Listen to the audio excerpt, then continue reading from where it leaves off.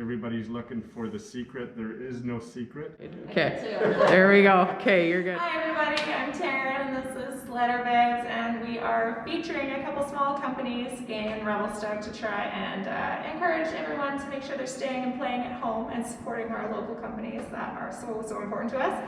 So today I am here with the lovely Neil Jones at Transcanada Fitness, and we're just going to ask him a couple questions about sleds.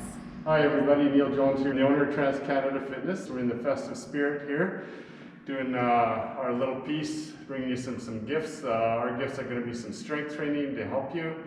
A little bit of my background, I'm what's called an exercise therapist and a master trainer. And as of January 1st, I'll be starting my 39th year in Revelstoke. And we like showing people pre and post injury exercises to help them with all the movements they like to do outdoors in Revelstoke and all the activities everybody does. Have you ever sledded, Neil? I have sledded, yeah, and my daughter kicks my butt. I'm not a good sledder at all. So she's a babe, that's what you're saying. Oh yeah. Yeah, I have to ride the Harley. I can't do the sledding thing. Yeah, no, that's her job. Fair enough. Well, I'm sure you interact with a lot of sledders, being in Revelstoke for as long as you've been. I'm new to sledding, and I thought that maybe I would be able to just go out and be good at sledding. Turns out it's really hard, and I'm very tired, so I need some help. Well, of course, in Revelstoke it's steep and deep, and it takes a lot of muscle strength to work those sleds out in that snow. And what I tend to see here is more of a deconditioning, straining muscles. So the more of what we work that kinesthetic chain, the stronger you are, the more conditioned you are, the better your day is going to be out there and less chance of an injury. What kind of injuries do you often expect to see with sledding? Probably, hopefully nothing too major. Of course, we don't want to hit a tree or go off a cliff. Those are scenarios we don't want to see. But it tends to be more of a back-related strain, possibly maybe a shoulder dislocation or subluxation of a shoulder. But more than anything, a strain scenario where the back just can't take the force of the moving that sled around, especially if you're stuck. Yeah.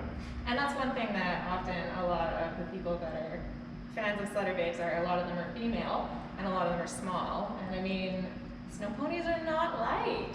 So these are definitely issues for us. Absolutely. So I like this spot. This is nice. That's definitely what our Mediterranean exercises. This is how I get to the beach now, right? That's the beach, okay, yeah. Excellent. Okay, so Neil, when I'm starting out at the gym as a beginner or even someone who's more experienced, there's a lot of talk about doing high reps, low weight, low reps, high weight. As somebody for sledding, are we trying to do more stability training, more weight training? What would you suggest? So that's common for everything when people come in, and it's easy to get caught up in the marketing, in which we stick to physiology. So when you're starting out, 2 or 3 sets of 10 reps, that's pretty generic, and that way you're going to not have too much post-exercise soreness, which can be 1 to 3 days or longer. So we want to have consistent moderation with your thought process to how you approach all the exercises and this lifestyle. And over time, you want to, we use the term progressive overload, and people kind of think, oh, that's more and more weight, and that's how you get micro trauma, tissue breakdown, injury. So the way I explain it is, when I talk to people, it's a neural electrical impulse. So I try and get you to connect with your brain, the messages from your brain to your tissue. The program is your connectivity with your neural impulse in the moment you're doing that exercise, and that's hard for people to understand. And as I'm working with people, I really get them to understand that physiology. Everybody's looking for the secret. There is no secret. It's all based on your age, your injury, your own genetics. So there's a lot of issues to work with as you're learning all this. So when we talk about the progressive overload, I call it neural layered information in your brain. So we don't have to just keep adding more and more weight. We don't want to have weight that's so light that it's not effective.